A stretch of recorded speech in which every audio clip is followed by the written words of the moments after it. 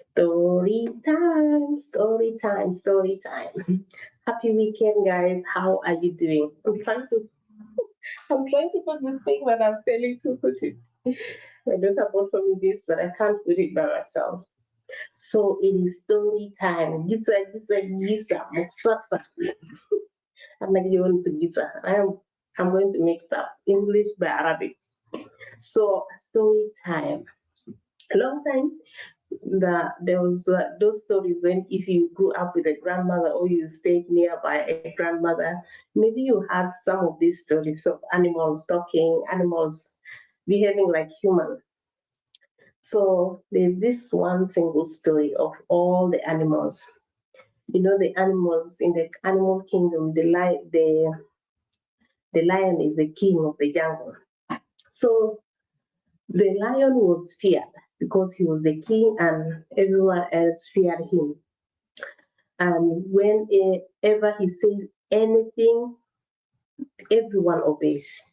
And before he says something, if he just wants people to obey him, he just strike the drum. He has a very huge, big drum that he can just strike the drum or beat the drum, and the sound of the drum becomes so loud that people just the animals come on their knees, coming to hear what the king is saying.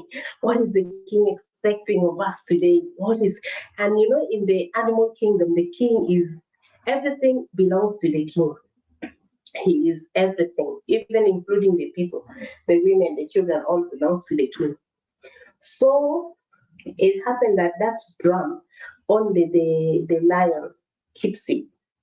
The lion keeps it, and whenever he wants people to obey him, he just strike the drum, and the sound will be heard very, very far. People will come from all areas and be on their knees to listen to what the king is saying, what the king wants of them. So one time the lion fell sick. The lion became very, very ill. Not sickness that is just simple. He became very ill that people, the other animals in the jungle, in the kingdom became so worried. What if this lion will die? Who will take over the drum? Who will be in charge of this drum? Because they believe the drum has all they have is their value is like an emblem of unity of togetherness, is their asset, is a drum.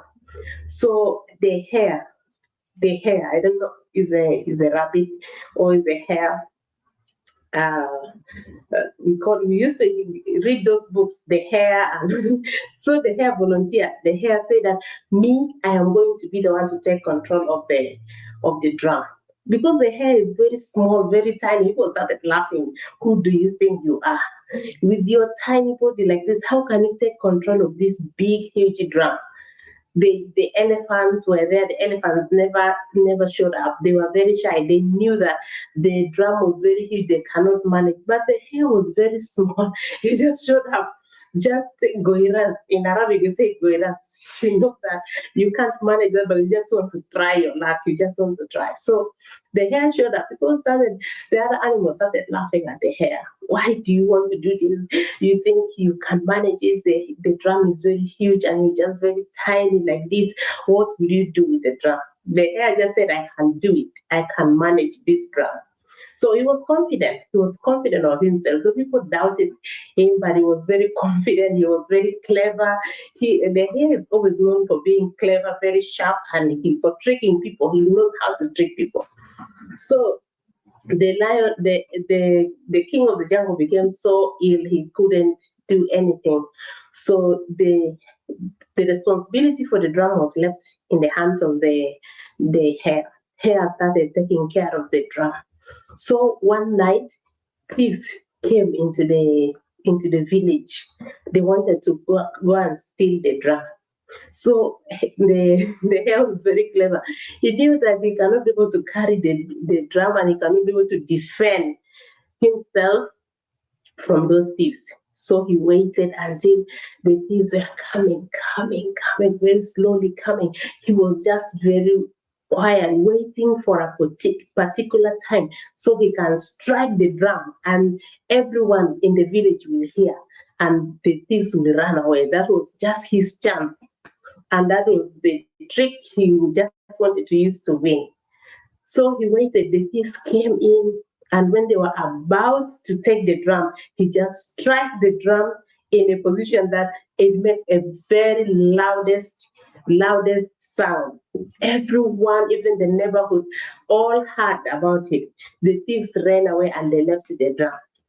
So people gathered, oh my God, what happened? Is the drum not taken? People were worried. They don't know what happened. They did not know if the drum is still there because that is their value, that is their identity. So they found out that the hare was able to defend himself and the drum was not taken. So people started saying, "Oh, you did it! You can manage it." They started believing in the hair, and they started to understand the hair, not to underestimate the hair strength. So what has I just when I was just going through that story, and then I realized many times I underestimate myself. I don't want to show up because I feel, oh, I can't manage to do this. I cannot be able to do that. But sometimes, even the hugest thing that you think you're afraid of, sometimes you can be able to use just a trick to win, just like what the hair did. So, and also it was a lesson for me not to underestimate other people because you don't know the capacity that is in them. That was a very great moral for me this evening when I read that story. I really laughed so much, and I love the hair. Always when he's in a story, his character, he's very clever, very sharp, and he's always the winner. He's always the winner in most of the stories. He's the winner. You can't find the hair losing completely. If he has lost, it's maybe for a very short time.